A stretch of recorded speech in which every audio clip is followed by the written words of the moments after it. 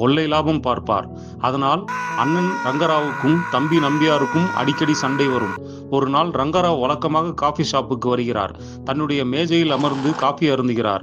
அப்போது எதிரே கண்ணம்பா அமர்ந்து காபி அருந்துகிறார். இருவரும் கண்டதும் காதல் கொள்கிறார்கள். ரங்கராவ் ஒரு விலை உயர்ந்த வைரத்தை தன் காதலி கண்ணம்பாவுக்கு பரிசாக வழங்குகிறார்.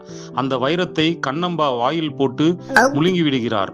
அந்த காட்சியை வில்லன் நம்பியார் காபி ஷாப் வாசலில் இருந்து கோபமாக பார்க்கிறார்.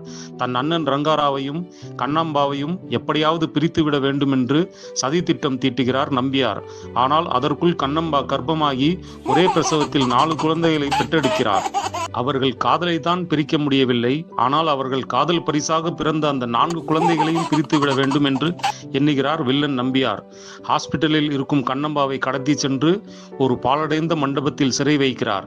அவருக்கு பிறந்த 4 குழந்தைகளில் ஒரு குழந்தையை ஒரு திருடனிடம் கொடுத்து விடுகிறார். இன்னொரு குழந்தையை ஒரு சமையல்காரனிடம் கொடுத்து விடுகிறார். 3வது குழந்தையை ஒரு ஃபயர் சர்வீஸ் ஆபீசரிடம் கொடுத்து விடுகிறார்.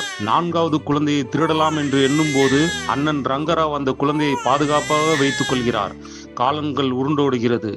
ரங்கராவின் 4 மகன்களும் வெவ்வேறு இடங்களில் வளர்ந்து பெரிய பெரிய ஹீரோக்கள் ஆகிறார்கள். முதல் மகன் ராமு ஒரு பெரிய திருடனாக வளர்கிறார். பேங்கில் கொள்ளையடிப்பது, கத்தி வைத்து மக்களை மிரட்டி பணம் பறிப்பது என மிகப்பெரிய திருடனாக